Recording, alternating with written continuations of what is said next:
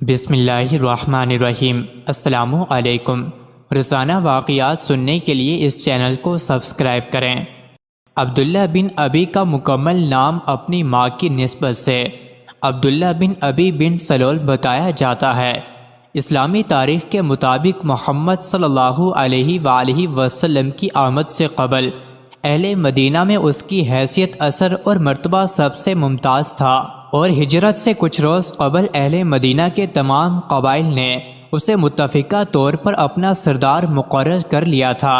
اور اس کی باقاعدہ رسم تاج پوشی کے لیے دن اور وقت بھی مقرر کیا گیا تھا۔ لیکن عین اسی وقت محمد صلی اللہ علیہ وآلہ وسلم مکہ مکرمہ سے ہجرت کر کے بے تاج بادشاہ کے طور پر مدینہ منورہ تشریف لائے، تو اہل مدینہ نے اپنا پہلا منصوبہ ترک کر کے اپنے تمام معاملات کو محمد صلی اللہ علیہ وسلم کے سپرد کر دیا۔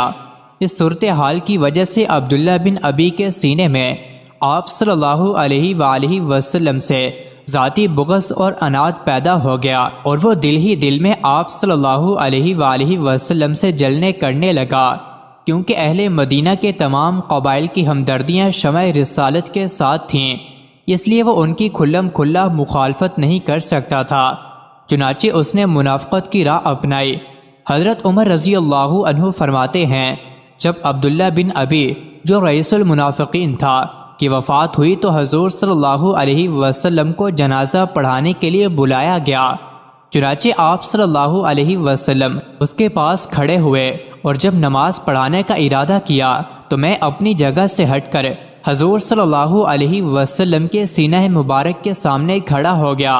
اور میں نے عرض کیا، یا رسول اللہ، کیا آپ اللہ کے دشمن پر نماز جنازہ پڑھیں گے؟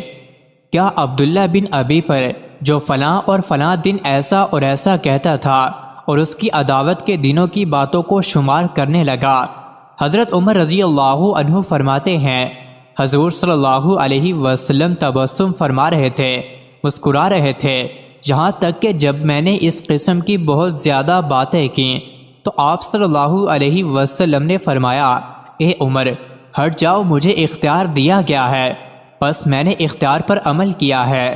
حضرت عمر رضی اللہ عنہ فرماتے ہیں، پھر آپ صلی اللہ علیہ وسلم نے نماز جنازہ پڑھائی، اور اس کے جنازے کے ساتھ چلے اور اس کی قبر پر کھڑے ہوئے، یہاں تک کہ اس کے دفن سے فارغ ہوئے۔